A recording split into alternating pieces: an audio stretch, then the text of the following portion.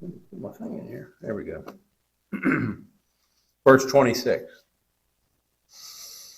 Yet it shall not be so among you, but whoever desires to become great among you, let him be your servant. May the Lord add his blessing to the reading of his word.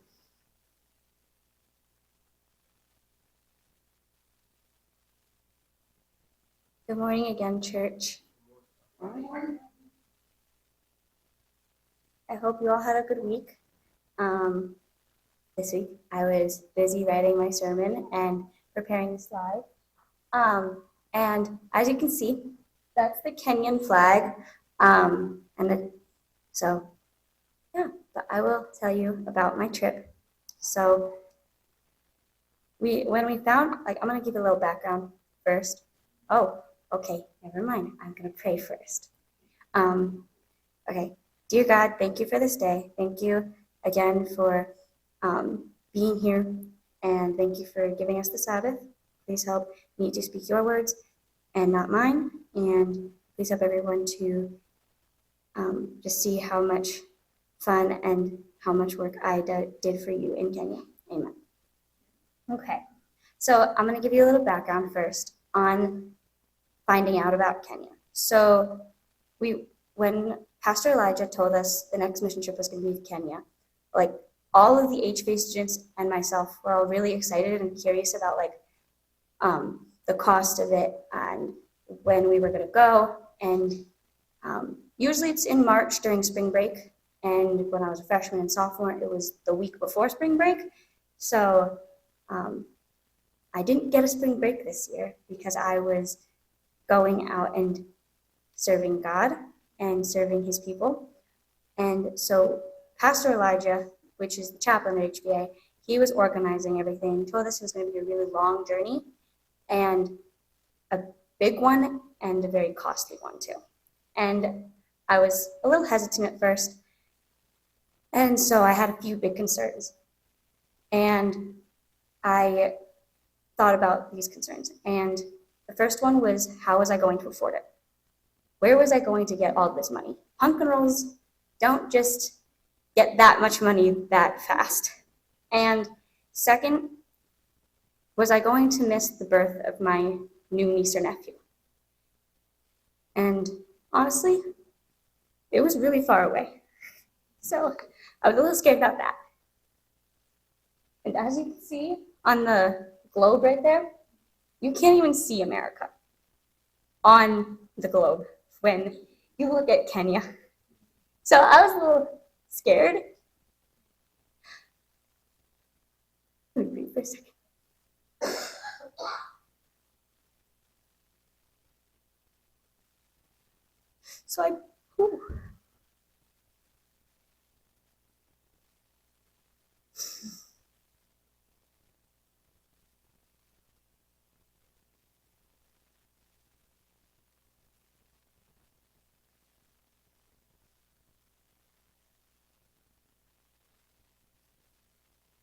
So I prayed.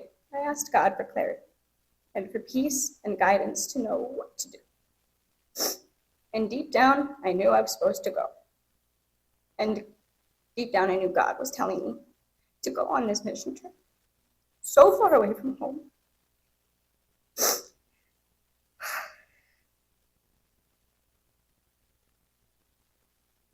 So there were 10 other students that went along. Well, 9, including myself. And Pastor Elijah and his wife were the 2 sponsors that went along with us. And Pastor Elijah had gone the year before to Kenya, and he started planning and started making the preparations for what we were going to do. And just a few things that he did was finalize everything. He talked to a bunch of different church members out there, and he talked to the conference and all different people just to make sure that everything was going to be planned and perfect and concise and safe, because Kenya is known for not being extremely safe. So we were all nervous, but we were ready to go. When it came down to the final week, we were all excited and scared, but we were ready to go.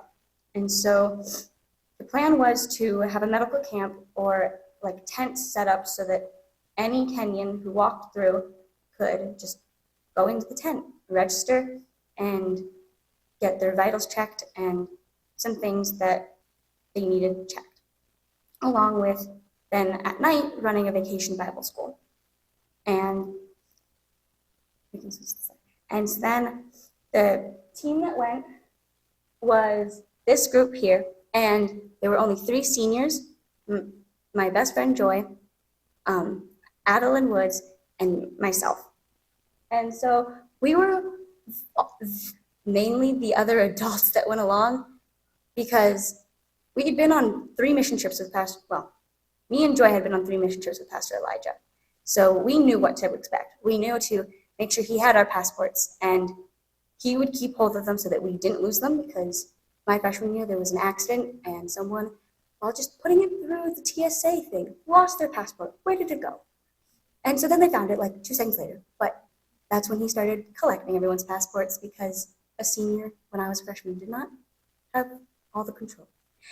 And then, but we all bonded. And the freshmen that went along, I was not very close with them. I didn't really talk to them. I would say hi to them.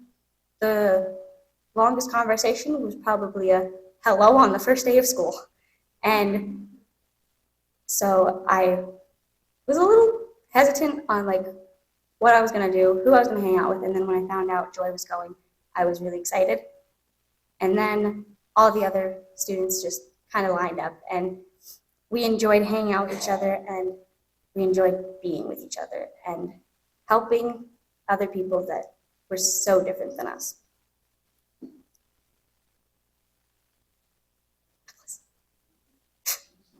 And so then once we arrived, we met so many different people and so many amazing different people. And I especially connected with these 2 little boys named Abud and Gidel. Abud was 12 years old, and Gidel, the flight, sorry, just kidding. The flight was very long. I forgot about this slide, honestly. But that's Joy and me. We were very tired, but this was, I think, the 2nd flight because we were by ourselves on the row, and we got the whole row to ourselves, which was kind of nice, even though we sat right next to each other the entire time, watching movies, to keep ourselves awake. And so, yeah, but the flight was just beautiful. When looking out the window, it was, you could see all the different land and then the water for miles and miles. And it was really fun, but also very tiring. Very, very tiring. So next slide now. So, oh, wow, okay. I really did skip a whole portion. So these are some of the kids that we worked with. The first one, where I'm holding a little baby, she was, I think, 3 months old, and her mother was there, but she was going through the clinic, and we didn't really check any of the younger children. So one of the sophomores, Allison, she would hold all of the babies, and somehow the babies just loved Allison. And I think it was just because she had this calming spirit. So when I picked up the baby and just to give her a break for a little bit, that was the only happy moment that the baby had in my arms. I think I was a little too different from her mother. And so she started crying, and she also needed a changing diaper. And the clinic didn't have any diapers, and her mom didn't have any diapers. So she just wanted her mom to change her and to have her mom instead of me, a very blonde girl who does not look or feel like her mom at all. And then these are just a couple of kids that I worked with at night. I don't remember their names. They were a little challenging sometimes to remember because there were 40 to 50 kids every single night. So I was like, what's your name? And he said, I told you before. But they didn't care. At the end of the day, they didn't care. They just were happy that we were there. So we would do different crafts with them and do different activities. So as I said, we did the creation story with them. And I was given the opportunity to be the programming director / leader. So I had to figure out what we were going to do. And Pastor Elijah told us we were going to do a vacation Bible school. But he didn't tell us. There was nothing planned. There was no crafts planned. There was no instructions given to us other than think of some crafts. like 2 weeks before. And we were like, okay, we understand what to do. We could do like a little puppet theater. And we were given puppets and we were given all these different crafts, but that did not go with any specific theme. So you know those like circles, and then there's like a little circle on top of it, and you like connect them, and then when you spin the top circle, it shows a different picture. So we had two different ones of those. There was a bigger one and a smaller one. The smaller one was pretty sure baby Jesus and his birth and the story along with that. And then the bigger one was the 12 plagues, 10 plagues, or the plagues or something. There was 10 little triangles. So I don't know why it was the plagues if there was 10 little pieces. But we were like, okay, well, these don't go along with each other at all. So what are we going to do? And there was also a little pinwheel that was just like a little blank pinwheel. So we were like, we can work with this. This can be like a little flower, or we can talk about the wind and creating the wind. And so we got all these different crafts, and we were like, we have to do something with this so that the kids can actually have a craft to do for the hour and a half that we're with them to maybe 2 hours. And so there was one Sabbath school leader. She was like, I think the main Sabbath school teacher. And she was like, if you guys need anything, I can get it for you. And we were like, we need paper, like cardstock paper, so that we can do something with the kids other than tell them a story and play with them. So she was like, absolutely, I can get you paper. And she was like, what color? And we were like, any color that you can find. And she was like, okay. And the next day she came back, and she also brought, we also asked her for glue and some scissors. She brought those too, and she just let us keep that for the entire week.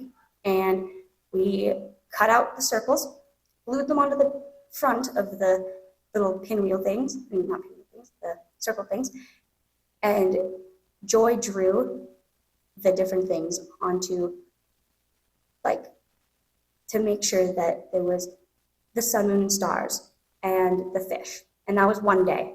We made that, because we had to combine it, because we didn't have 7 days to tell the entire creation story. So we had to combine a few things and separate some other things. So the birds and the fish were created on the same day, but we made sure that the birds and the land animals were all created on the same day, because birds are always on land. They're not in the water. So, and then we just figured out what to do with that. And in the mornings, we would prepare that, and then we would go over to the medical camp, and we would help the people and get them through. And this was another group of the kids, and you can see some of them are holding the craft, and some of them are holding it backwards. So there was blue paper on the back to make sure that they would not get confused on which side they were supposed to do. And then this was a little girl named Hope, and that's Allison right there. And she really loved water. Always had a water bottle in her hands. Even if she wasn't drinking the water, she was holding on to the water bottle. She was the cutest little thing in the world. And she actually learned how to say hello in Spanish, because Allison taught her how to say hello in Spanish, which was very interesting to see. She would say, hola, hola, hola. And it was adorable. And then the next slide is about Goodell. No, it's not. Never mind. The medical field, where I would help with vitals and everything, and we would check for blood pressure, heart rate, oxygen levels, and then there was also a section where they could go talk to a therapist if they needed to, and they could also because we got 2 clinics that were in that area to come and help us. And so both clinics would bring something different with them. So on the first 2 days, they brought the therapist, and then the other clinic brought a STD testing section, so that people could get tested for that. And I think they also brought a therapist as well. But in this picture, I was registering people, so I had to write down their name, their age, and their phone number. And sometimes they would speak very quietly, and it was kind of hard to figure out how to spell their name. So So that was an experience, to say the least. And then this is me taking the vitals for one of the little kids that actually came. And that's Joy. She's taking vitals as well. We would write down the vitals or actually take the vitals for the person that was helping us. And side is Goodell. So this is Goodell, and he really was one of my favorite experiences. So on the last day that we were at the medical camp, which was Wednesday, both boys showed up early. For some reason, they didn't go to school, and it's probably because they were getting their uniforms washed or they didn't have money to go every single day. So, but they came early, and it was fun to have them there. And so while we were like around Pastor Elijah, he was giving us instructions where everyone should go. Goodell came up to me and just grabbed my hand, just held it. And every day before that, he would not talk to me. He wanted to only talk to me if he could look down at the ground and whisper.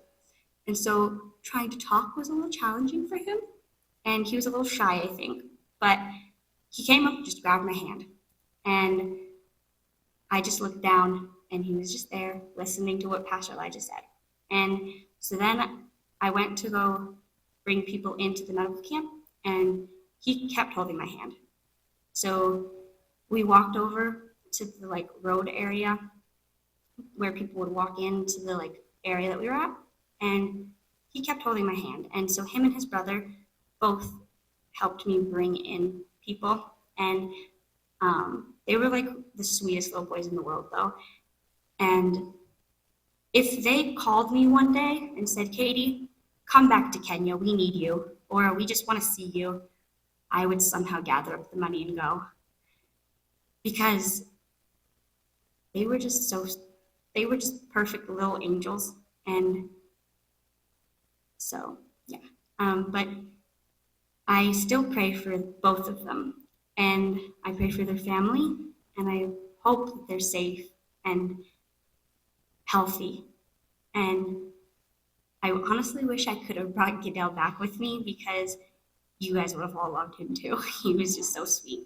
And this one picture where it's just him by himself, there was a 20-foot, maybe, speaker put up, and he watched it get put up, and he was like, can you take a picture of me?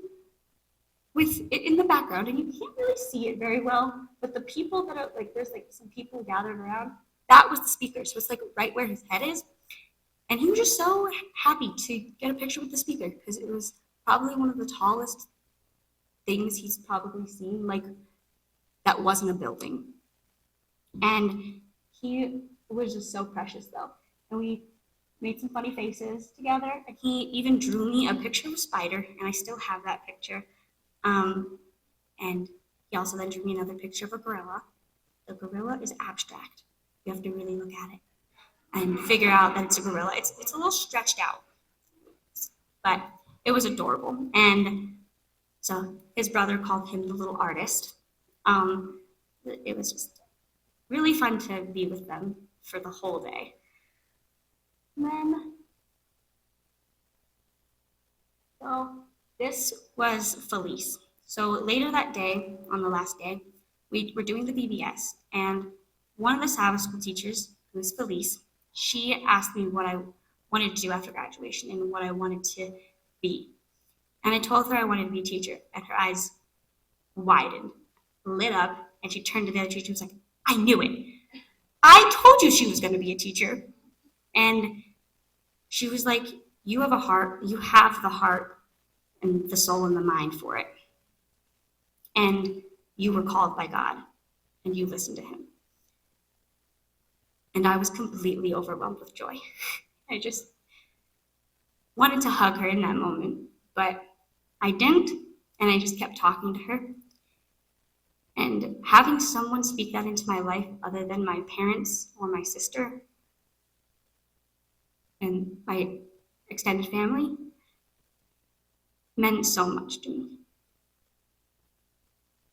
And then I told her about the experiences I've had with working in school during COVID with my mom and just helping out in her classroom in the mornings and being with little pre-K and kindergartners running around.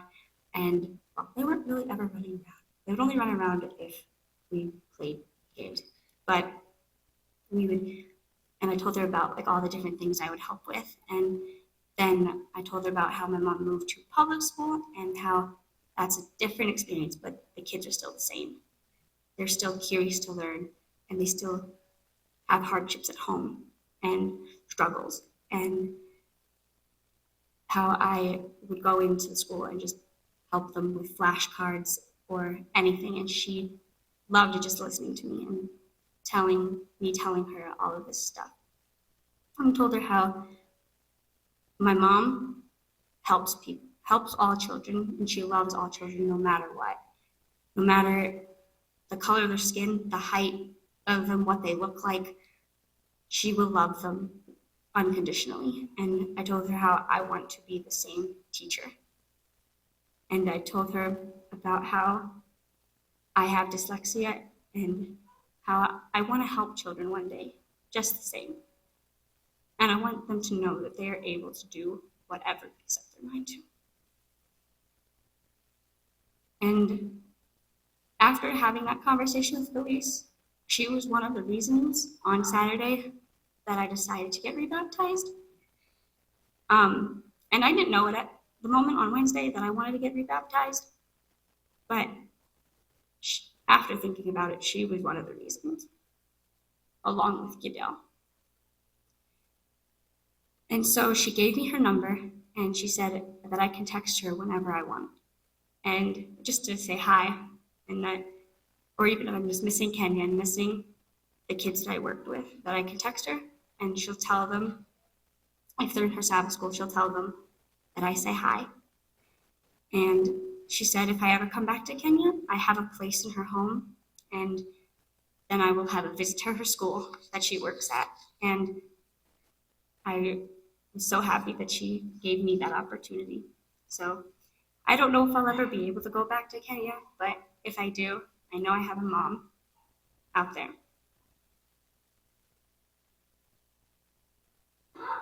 And I also pray for her and her family as well, just to make sure that they are healthy and safe as well. And then on Thursday, we had a rare and beautiful gift a day to ourselves.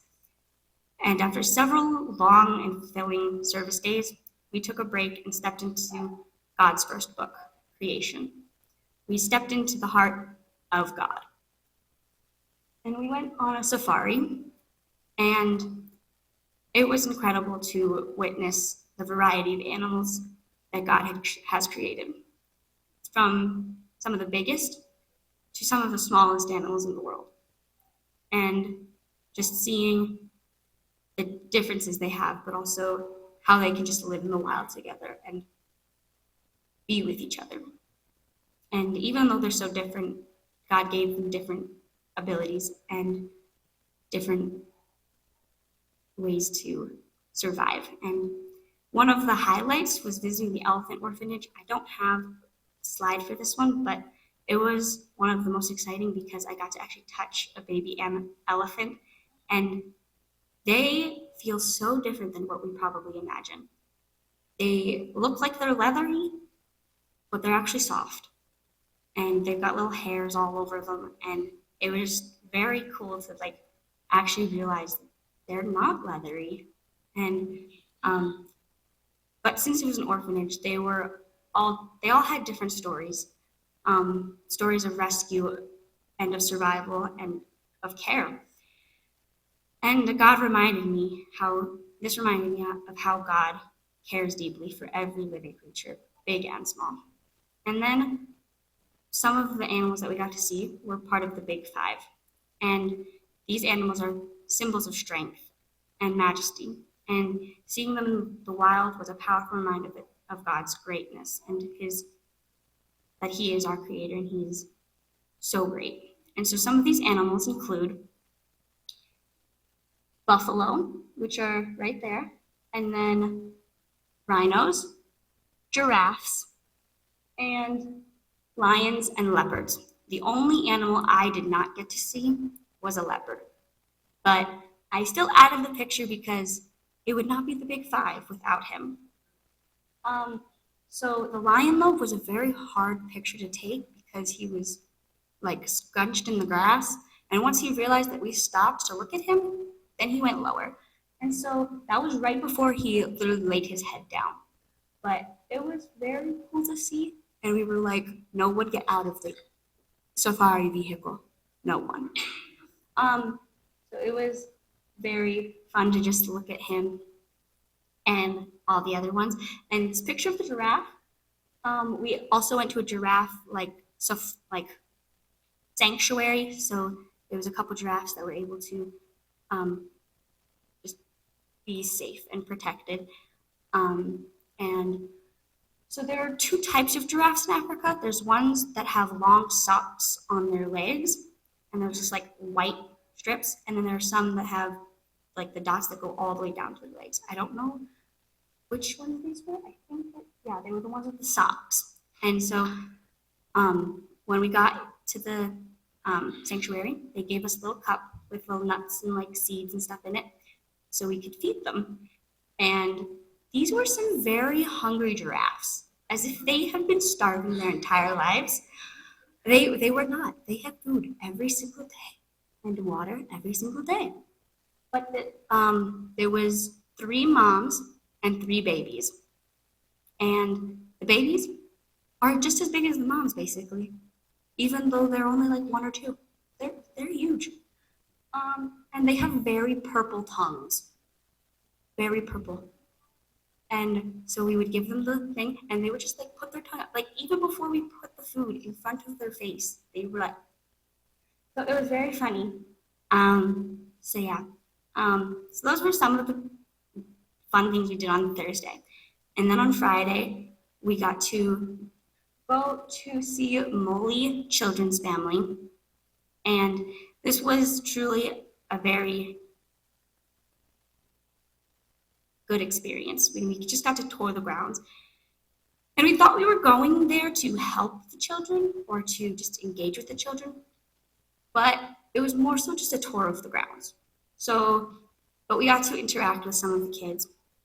And so on Friday, this was on Friday, we got the opportunity of visiting this place.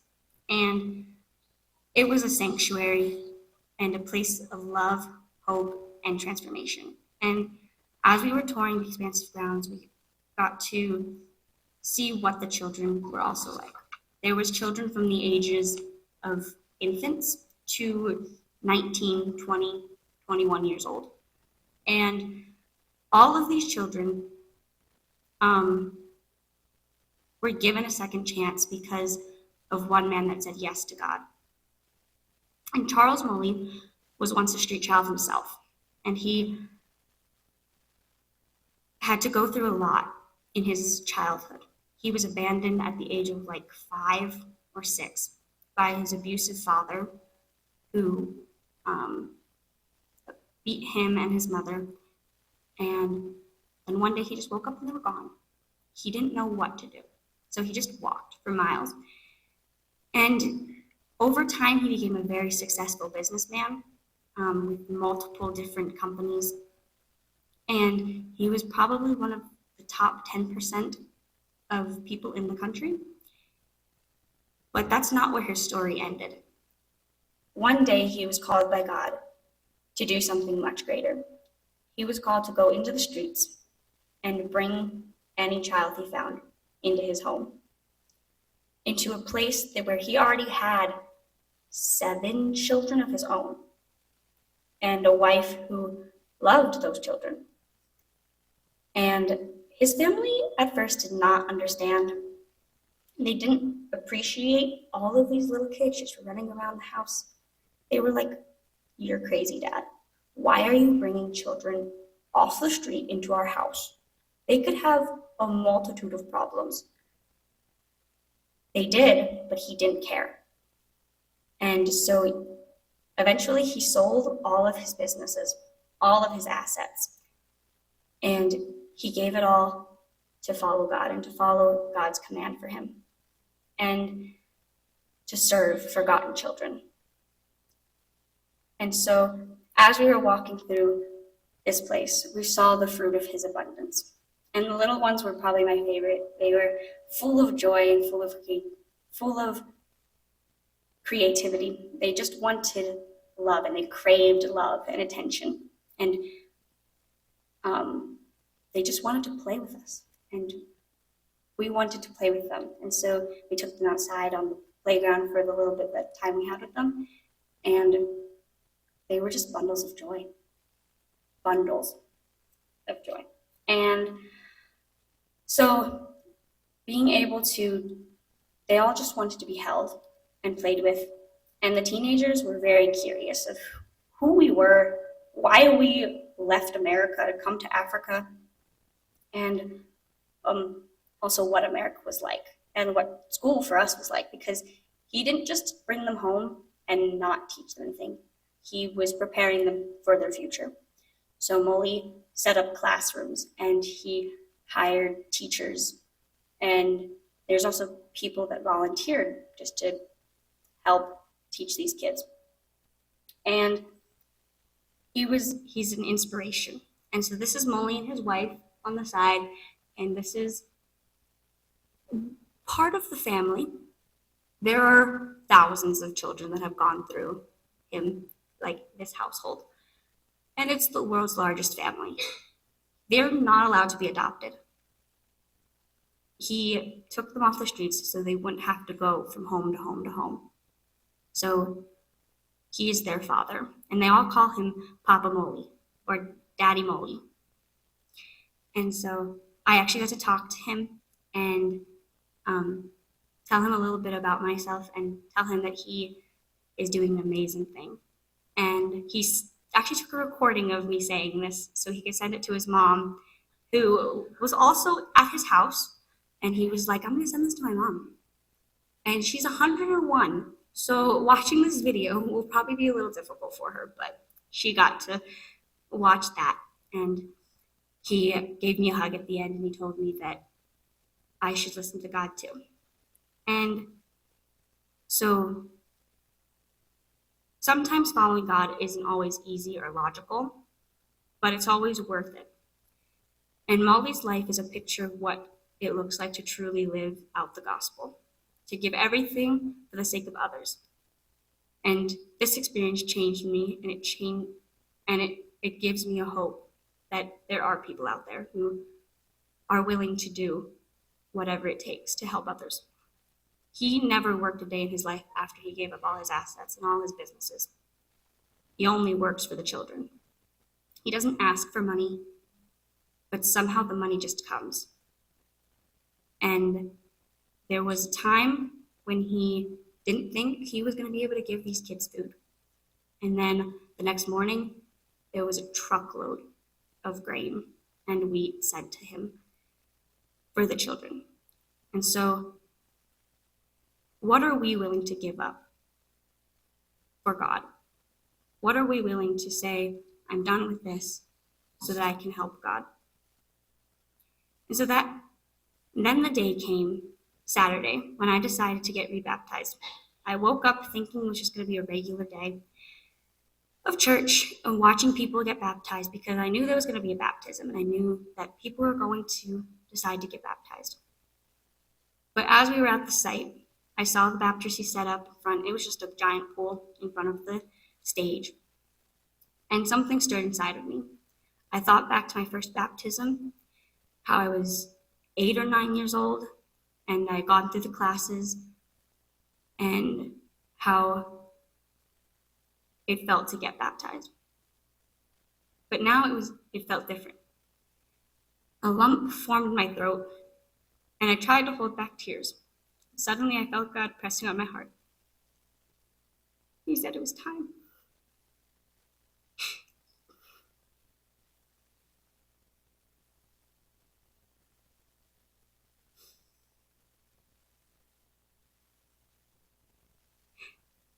And as I was sitting there, I started thinking about all the things that I didn't have.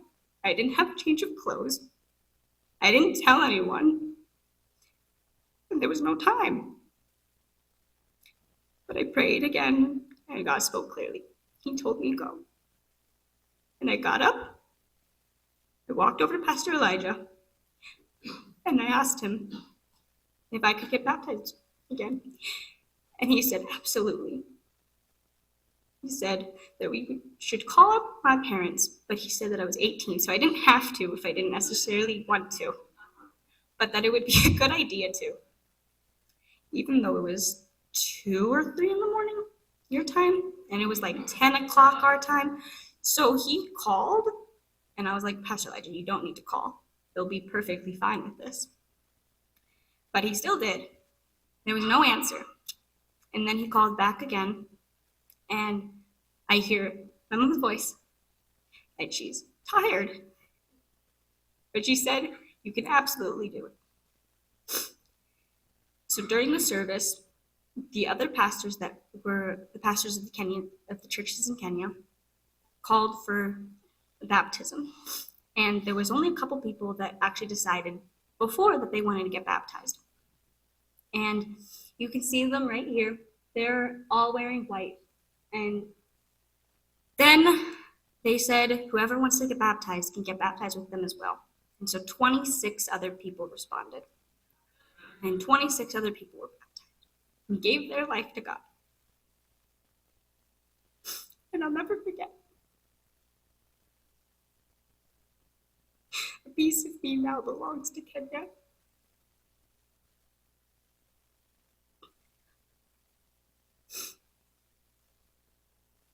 And I know that without a doubt, that if I went to Kenya for my reasons, that God wouldn't, that I would have missed God's plan. And I would have missed what I was supposed to do.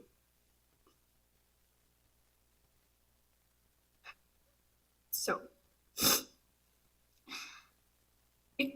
God calls us to serve and to be his light. And in Kenya, I truly believe I did that. And in Matthew 20:26 to 28, it reminds us, this is only parts of the verses, but it says, whoever wants to become great among you must be your servant, just as the Son of God, Son of Man, did not come to be served, but to serve. Jesus came to our earth full of thieves, of cursing fishermen, of people who did not need to be saved. And he saved all of us. He served all of us. And there's another verse, and it says in Philippians 2:3-4, it says, do nothing out of selfish ambition, but in humility consider others better than yourselves. So let us serve with joy, just like Jesus did.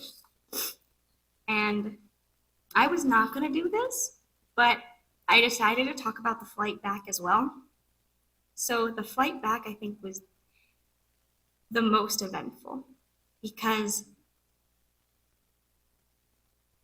while we were flying home, I got a text maybe 3-4 hours into the second flight from Qatar to America saying that my sister and brother-in-law had gone to the hospital.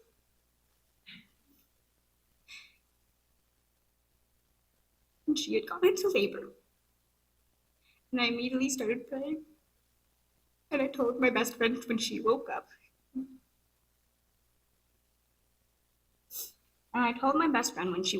That she had gone into labor and that I was going to become an aunt. And then I texted my pastor, even though we were on the same flight. I still texted him, and I said, she went into labor. The big smiley face emoji. And he didn't answer for a little bit, so he was probably asleep. But when he woke up, he answered me and said, that's wonderful, with a big thumbs up. And I was so excited. And then once I landed, Mom told me that Kayla still hadn't given birth. And I started to worry a little bit. And it'd been 13 hours, basically, since we got the text that she went to the hospital. And there was still no baby. So when we were riding home, Kayla called. And she said that she had a high fever, and that she had to go to surgery. And again, I immediately started worrying. And I prayed, but I was so tired that I fell asleep. And then another call came, and they had to rush the baby to the NICU because of some complications. And I then continued to worry. But in the end, everything was okay. And my sister came out of the hospital perfectly healthy, perfectly fine. And the baby came out of the NICU a week later, perfectly healthy, perfectly fine. And God gave me the best gift, being able to become an aunt. And my sibling has made me the happiest person.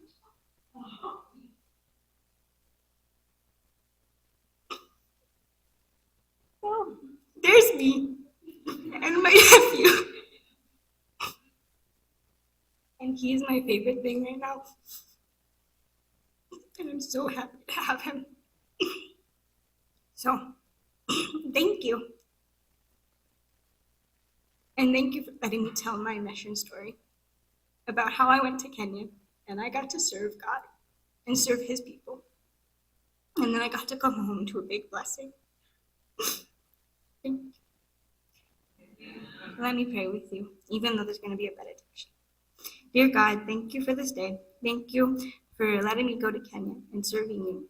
Thank you for helping me to tell the story of how I went to Kenya.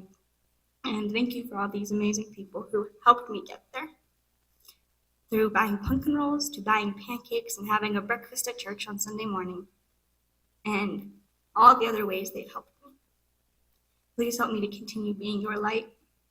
And please help me to continue being what you want me to be. Amen.